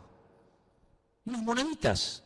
Pero ¿sabes qué? Todos estos que han pasado antes que ella han dado de las sobras. Y cuando uno da algo que le sobra, tú no estás dando nada. Si tú tienes ropa que ya no usas en tu casa y la das al rastro, tú no estás dando nada, tú te estás desprendiendo de lo que ya no te gusta ni lo que ya no quieres usar. Dar es cuando dices mi mejor traje, mi mejor corbata, mi mejor pantalón, mi mejor lo que sea, yo lo doy a un hermano, ahí es donde te duele, porque estás dando lo que te gusta, lo que amas, lo que aprecias, pero dar ropa vieja, dar ropa que está sucia, dar ropa que es del año catapum, dar ropa que te da vergüenza ponértela, tú no estás dando nada, te estamos haciendo un favor nosotros con sacarte la basura que ya no te quieres poner. Y encima después presume de, no, yo he dado. ¿Tú qué has dado? Tú no has dado nada. Esta es la que ha dado, porque estos han dado de las sobras. Y mientras des de lo que te sobra, no estás dando. Pero esta ha dado todo cuanto tenía. Así que el Señor no solamente ve cómo damos, sino por qué damos y cómo damos. La actitud de esta mujer es la que le tocó el corazón al Señor y no la de todos aquellos religiosos que de cara a la galería presumían de que habían dado, pero sin embargo ella dio, dice, de una forma que impactó el corazón del Señor. ¿Cuántos dicen amén? Esa es la actitud con la que tú tienes que vivir, y yo y todos y cada uno de nosotros, de sacrificarnos y de esforzarnos por el reino. Qué poco sacrificio hoy en día hay en el pueblo de Dios, qué pocos sacrificados hoy en día se ven en las iglesias a la hora de servir al Señor. Qué poco sacrificio hay a veces en nuestra vida. Cuántas excusas ponemos a la hora de no, es que no puedo, es que tal, es que cual. Cuántas cosas ponemos, ¿verdad? Siempre como excusas para no esforzarnos por el reino del Señor. El próximo mes cumpliremos 14 años, ¿no? Aquí. Este mes de mayo cumplimos aquí 14 años. 14 años que se dice pronto. Sin el esfuerzo, sin el apoyo de un remanente fiel que siempre ha habido, hubiera sido prácticamente imposible llegar a este punto. Los que vienen y van, los que hoy en día los ves aquí saltando y brincando y la semana que viene ni sabes si vendrán.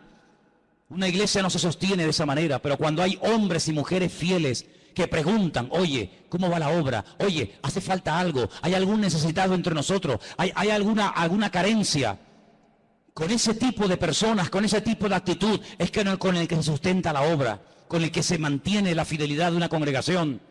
Y podemos decir, 14 años hemos estado aquí. ¿Por qué? Porque ha habido gente fiel que a veces se ha sacrificado y le ha dado al Señor lo que saben que tenían que haberle dado. ¿Cuántos dicen amén? El profeta Elías, sabemos que era Juan el Bautista. Un hombre que vino antes del Señor y aproximadamente durante un año trajo un ministerio de restauración, produjo una revolución, creó una expectativa en el pueblo de Israel, pero él siempre decía, yo no soy el que tiene que venir, yo solamente soy la voz de uno que clama en el desierto, pero el que viene detrás de mí, a ese es al que tenéis que oír y a ese es al que tenéis que escuchar. Pero antes, dejadme que os lleve al capítulo 3, verso 2, donde dice, ¿cómo será el día del Señor? Capítulo 3, verso 2 dice, ¿quién podrá soportar el tiempo de su venida? ¿Quién? ¿Quién podrá estar en pie cuando Él se manifieste? Cuando el Señor venga, toda la humanidad, aunque te cueste entenderlo, todos tendrán que ponerse de rodillas. Todos. Toda rodilla se doblará, dice la Biblia. Toda rodilla se doblará. Por eso dice aquí, ¿quién podrá estar en pie cuando Él se manifieste? Porque Él es como fuego purificador y como jabón de lavadores. Es decir, que el día del Señor será para lavar, será para quemar la escoria, será un tiempo de purificación. Pero al mismo tiempo, la venida del Señor, el día del Señor, en el capítulo 3, verso 17, dice lo siguiente para nosotros. Serán para mí un especial tesoro.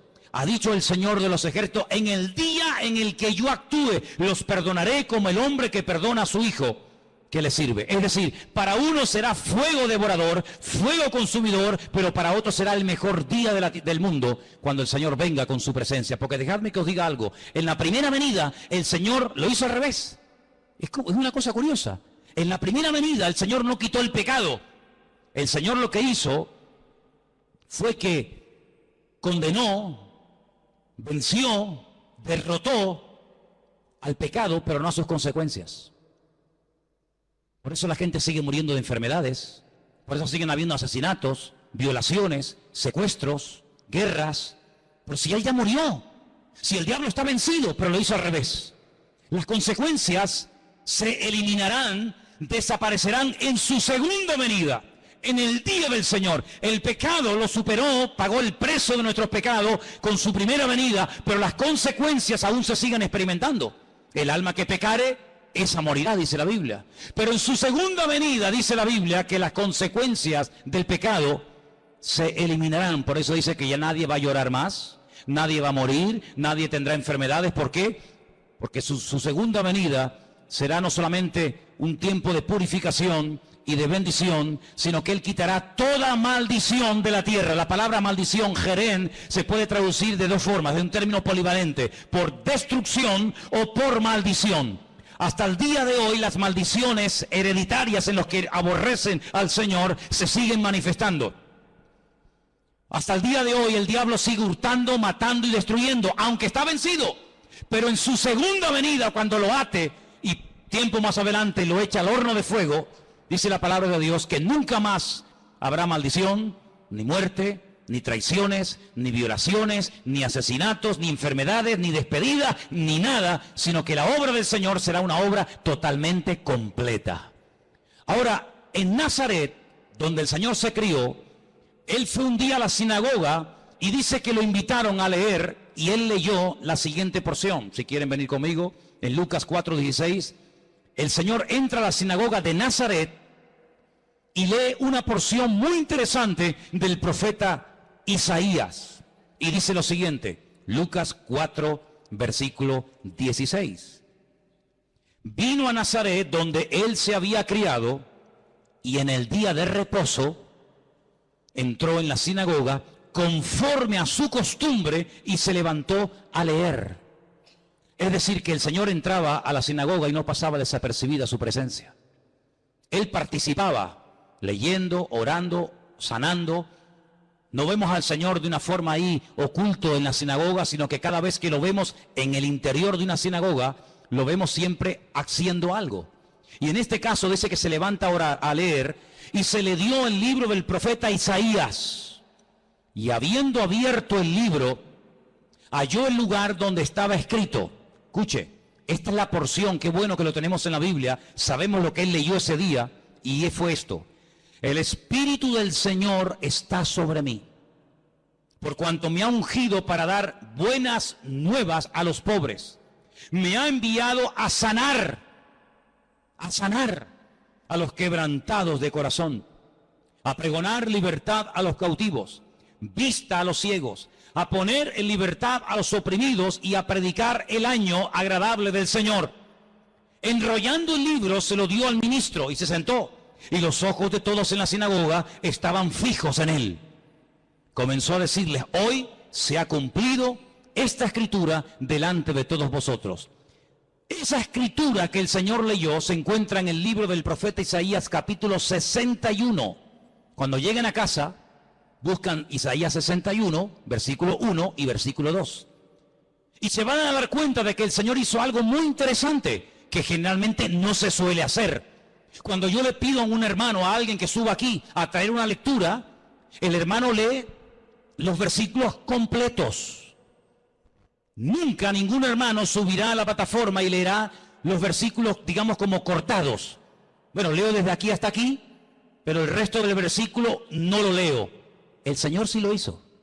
Si ustedes después comprueban en casa, la lectura que él lee de Isaías 61, él la corta. No termina así. No termina así el versículo que él está leyendo. No termina diciendo a predicar el año agradable del Señor, sino que dice más, pero a propósito paró. Y el resto no lo leyó. Y cuando él se siente, la gente se le queda mirando como diciendo: ¿pero por qué ha leído así?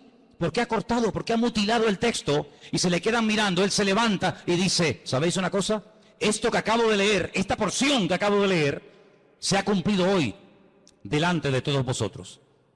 Es decir, él te está diciendo que en su primera venida, en su primera manifestación visible, lo que él acaba de leer iba a ser la tónica, lo normal en su ministerio: libertad, sanidad, predicación del evangelio en las calles, sanar a los quebrantados de corazón, etcétera, etcétera. Pero la otra parte no tenía que ver con su primera venida, sino con su segunda venida, y es de la cual está hablando el profeta Malaquías. Luego nosotros creemos, y es muy claro en la palabra, que el Mesías vendría 2 veces. Una primera vez para cumplir con lo que hemos leído esta tarde, y una segunda vez, que es la que nosotros viviremos y experimentaremos y veremos, que tenemos que conocer los detalles y las cosas que van a ocurrir en su segunda venida. Porque si yo en esta tarde les preguntara a muchos de ustedes, decidme cosas que ocurrieron durante la primera manifestación visible del Señor, cosas que hacía, cosas que se producían, todos estáis puestos en el tema. Uno me dirán, pues sanaba a los ciegos, echaba fuera a los demonios, multiplicaba los panes y los peces, convertía el agua en vino, multiplicaba... Bien, pero la segunda venida es la que a nosotros nos va a afectar directamente. Nosotros no estuvimos en su primera venida, no lo vimos, no estábamos allí. Creemos por fe lo que otras personas vieron y que escribieron y nos ha llegado hasta nosotros. Y creemos a pie juntillas que los testigos oculares de su primera venida, lo que vieron y lo que experimentaron, lo transmitieron fielmente hasta nuestros días. Amén, hermanos. Pero allí no estuvimos. Yo no escuché de labios de Cristo el sermón del monte. Yo no vi cómo sanaba al ciego poniéndole barra en los ojos y mandándolo a lavarse al estanque de Siloé. Yo no lo vi cuando entró en el estanque de Betesda y le dijo a aquel paralítico, levántate, toma tu lecho y anda. Yo no estaba en la barca y lo vi caminando por encima de las aguas. No estuve en el monte de la Calavera viendo cómo lo clavaban. Y no estuve en el día de Pentecostés viendo a aquella multitud recibiendo el poder del Espíritu Santo. No estuve allí. Nosotros creemos en todos esos detalles porque creemos que los que lo vieron y lo experimentaron, lo transmitieron no solamente oralmente, sino por la Escritura. Pero, amados hermanos, a nosotros sí nos va a afectar la manifestación del anticristo. A nosotros sí nos va a afectar la coalición de naciones paganas, coaliciones de naciones, ¿verdad?, que entre ellas se llevaban como el perro y el gato, pero que se van a unir para ir a atacar al pueblo de Israel. Nosotros tenemos que conocer los detalles de su segunda manifestación. ¿Para qué? Para que aquel día no nos sorprendan las cosas.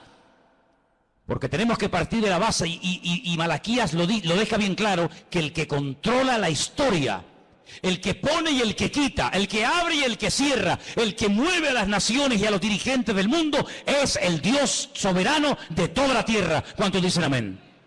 Así que los que van a ganar en las próximas elecciones, y los que van a estar gobernando este país, alcaldes, diputados o lo que sea, no es porque ellos hayan ganado, sino es porque Dios ha permitido que esos que ni siquiera saben ahora quiénes van a ser, son los que Dios va a permitir. No es que esté de acuerdo, pero son los que Dios va a permitir que durante un tiempo gobiernen este país. ¿Quién fue el que permitió que volviera otra vez a ganar el mismo presidente en Israel, Benjamín Netanyahu? Nadie decía que iba a ganar, todo el mundo decía, esta vez no sale, esta vez no sale. ¿Quién es el que ha permitido eso? El Dios Todopoderoso, el que controla los movimientos de las naciones. Y Dios tendrá que poner a veces gobernantes terribles, injustos, depravados, ateos, que no aman a Dios ni a su palabra se someten. Dios permitirá que durante un tiempo estén ahí para que las profecías de la palabra se puedan llegar a cumplir, queridos hermanos. Pero tenemos que orar y no sorprendernos y no tener favoritismo ni inclinaciones a un lado, a otro lado, sino decir que se haga la voluntad del Señor. Conozco gente que se ha ido al muro de los lamentos en Jerusalén y se han puesto a orar para que no venga el anticristo. Y creen que no va a venir porque ellos han orado. Y yo si tuviera que decirles, si ser sincero, les diría, yo oraría todo lo contrario, que venga ya. Porque hasta que no venga no podrá venir el Señor. Así que, amados, ese concepto de esto es bueno y esto es malo, es que tú no has entendido nada. En Dios no hay nada malo. En Dios todo es perfecto y todo sale según el plan y según el diseño de Dios. ¿Quién le puso a Augusto César que censara a todo el mundo en su época? ¿Asunto de qué? Amigo, pero es que sus padres vivían muy lejos de Belén de Judea. ¿Y qué va a mover a una mujer embarazada del norte de Israel, ir hasta casi hasta el sur? ¿A qué? Porque tienes que ir. porque el rey Augusto César así lo ha decretado. Y tuvo que haber un Poncio Pilato que no se apiadara lo más mínimo del Señor, y aunque reconociera que era un ser inocente, que no merecía aquella paliza que le estaban dando y aquella muerte terrible que experimentaría, Dios permitió que hubiera un Poncio Pilato, porque si no hubiera un Poncio Pilato, Jesús no hubiera muerto. Y Dios tuvo que permitir un Nerón, y Dios tuvo que permitir tantas cosas a lo largo de la historia, como tendrá que permitir que se levante un falso profeta y un falso Mesías. ¿Para qué? Para que las profecías se cumplan. Y los maduros, los que tienen una visión del reino, los que ven en el horizonte el mundo espiritual, van a reconocer que los últimos tiempos serán tiempos de cambios. Tiempos donde la única seguridad que tendremos es la seguridad que nos produce Él y su palabra a través de sus promesas. ¿Cuántos dicen amén? Así que la confianza no está puesta en este o en aquel. La confianza del creyente tiene que estar puesta en el Señor. ¿Cuántos dicen amén? Por eso, amados hermanos, cuando los judíos en las sinagogas leen el último capítulo de Malaquías, no lo terminan con la palabra jerén o maldición, sino que vuelven otra vez a leer el versículo 5, diciendo que el profeta Elías vendría. Pero ¿sabéis qué, hermanos? Cuando alguien espera que ocurra algo y no se produce, dice que se convierte en un tormento al corazón. Es decir, si tú esperas algo de tu padre, de tu madre, de tu hijo, de un hermano o de un amigo, y no lo recibes, te sientes mal. Y por eso ellos, amados hermanos, esperan que venga el Elías. ¿Y sabes qué? Elías no vendrá otra vez, porque Jesús dijo, si queréis recibirlo, el Elías que había de venir, ya vino. Así que tenemos que abrir nuestros ojos y pedirle al Señor en estos últimos tiempos, Señor, danos discernimiento espiritual. Abre nuestros ojos para que detrás de ese chico, detrás de ese político, detrás de ese alcalde, detrás de ese gobernador, veamos tu plan y tu proyecto. Porque les digo algo, los tiempos se acortan y Dios ya tiene muchas ganas de mandar a su Hijo para llevarnos con Él a su presencia por la eternidad. El apóstol Juan terminó su libro en la isla de Patmos diciendo, ven ya, Señor, ven ya, Señor, ven ya, Señor. Ya han muerto todos mis compañeros, ya han muerto miles de hermanos, ven pronto, Señor Jesús. Pero dice la Escritura que Él no retarda su promesa como algunos la tienen por tardanza, sino que Él es paciente y misericordioso, dando oportunidad tras oportunidad para que aquellos que aún no han cambiado, que no se han arrepentido y que no han decidido seguir al Señor, tengan cada día una oportunidad de poder hacerlo. Cierra tus ojos ahí donde estás. Ahí donde estás. Yo te hago una pregunta en esta tarde. Y la pregunta es muy clara y muy directa. ¿Te estás preparando para la venida del Señor? ¿Te estás preparando espiritualmente? ¿Estás preparando tu corazón, tu mente? ¿Te estás preparando para la venida, para el día del Señor? Porque si no te estás preparando para su venida, entonces, ¿para qué te estás preparando? ¿Es que acaso hay algo más importante? ¿Es que tienes tú otros planes diferentes a los que Él tiene para ti? Esa es la cruda realidad de muchos creyentes hoy en día, que tienen sus propios planes, sus propios proyectos personales. Y por eso las cosas del reino no les entusiasman.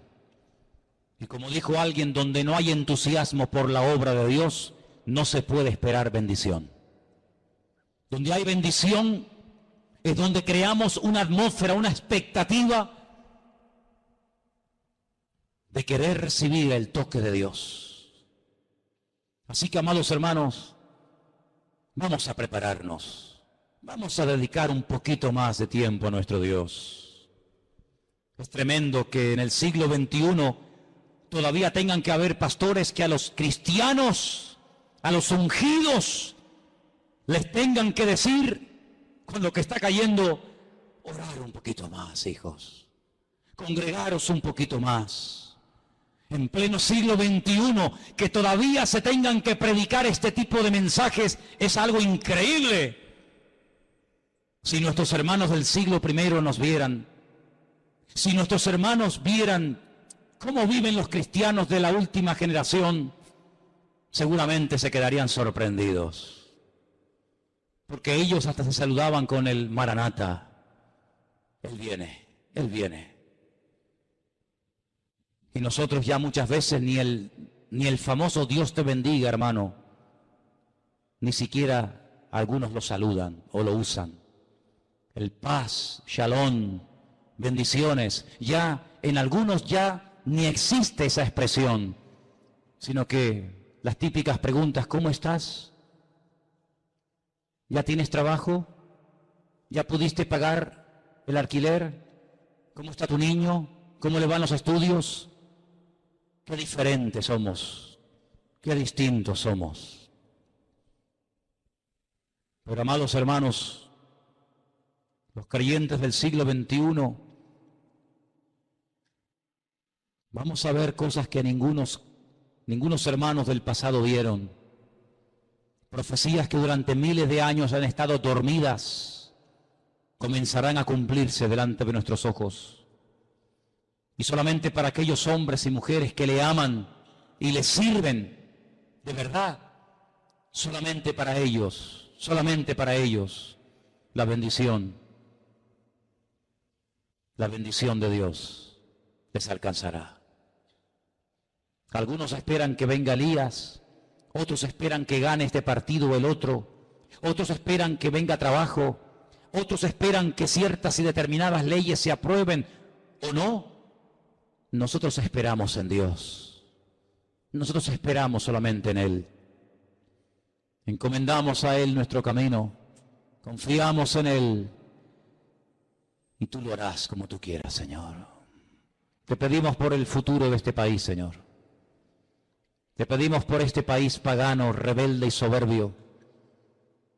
Te pedimos por este país que le ha dado las espaldas al Señor, al Creador del universo. Te pedimos, Señor, que desde la Casa Real hasta el presidente del gobierno y todas y cada una de las autoridades civiles y militares de este país se doblen delante del Señor y le pidan perdón por haber masacrado a millones de personas a lo largo de la historia en nombre de la religión. Te pedimos, Señor, que traigas un espíritu de arrepentimiento a España y que los líderes reconozcan que sin Dios este país no tiene remedio y esta nación nunca levantará cabeza hasta que le pida perdón a Dios, le pida perdón al pueblo de Dios, le pida perdón a Israel y se humillen delante del Señor y se desprendan de toda la idolatría que han fomentado y han mantenido durante siglos y siglos. Trae, Señor, un espíritu de arrepentimiento a España.